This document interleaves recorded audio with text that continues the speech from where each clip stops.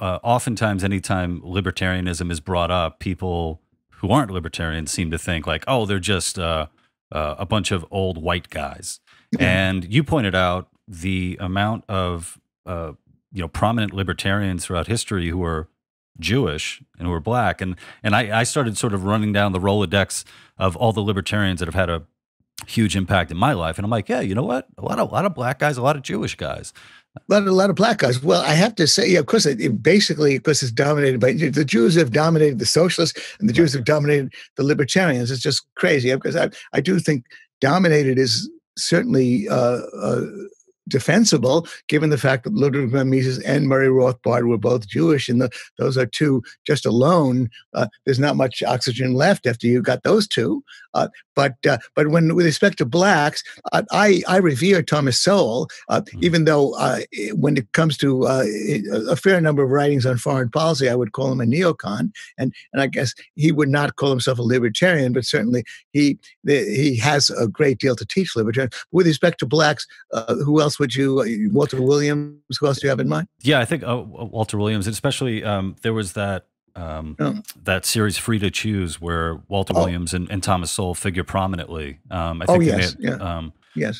It might be telling about me where I'm like, wait, Lou thinks two black guys is a lot of black guys. Is that no, really. Well, I would extend the list. Sure. There are a lot of really fantastic and eloquent black thinkers, and Thomas Sowell is a giant, and so just him alone. Walter Williams has not quite had his out, but Walter Williams, however, in his own right, is a brilliant guy. Although I would certainly say that Sowell is in a class by himself. Actually, when people ask me to recommend a book on economics, I often cite Basic Economics by Thomas Sowell as perhaps the first book you should read, even though Sowell isn't even quite an Austrian in the sense that Sowell doesn't quite understand Austrian business cycle theory. But that book is so superb, and so many of his writings are so superb that I do think that he belongs on our Mount Rushmore. But then beyond that, Walter Williams, and then there are other younger guys from John McWhorter, Glenn Lowry, Jason Riley.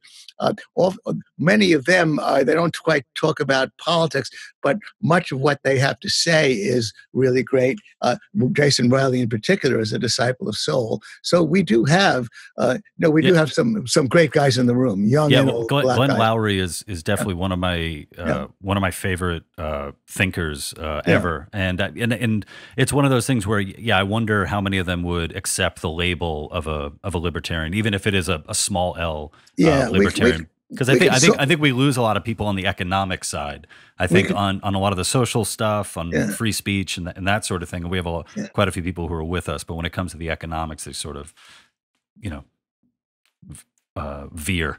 Yeah, and what I also want to name because the recent movie "What Killed Michael Brown," right, and that was why am I drawing a blank on the Eli Steele and Shelby Steele, his father. Shelby, yeah, that's right. Yeah. Shelby, and because Shelby is the guy who's in it, and I remember reading his book. These guys, I bet for what it's worth, if we're parsing out all the nuances in the libertarian spectrum. Richard Epstein, who is, of course, a Jew and no relation to me, last I checked, and neither, by the way, is Jeffrey Epstein, I want you to know. And because I had all these questions about that island, and man, despite myself, I sort of personally winced for a while there every time there was a headline with Epstein this and Epstein that, but no, he's not either. But Richard Epstein, of course, is correctly categorizes himself as a classical liberal. You have to use two words. He's a fellow Trump. He correctly points out he goes 85% of the way with libertarians. And that's legitimate. And probably those other guys that we most mentioned, the black guys in particular, would call themselves classical liberal if we were to ask them about that particular label. They would tend to say conservative, but classical liberal fits them. And certainly, we don't want a lot of infighting. We want alliances where we can get them, and we want to be candid about our disagreements. but definitely promote people who valuably contribute to our thinking, even though we don't go all the way with them, and even though many of them would not laugh at that joke of yours, Lou, about Obama sending the president the bomb at the wedding, because those guys apparently just cannot explore the implications of their beliefs when it comes to American foreign policy, and will never seem to bring them around.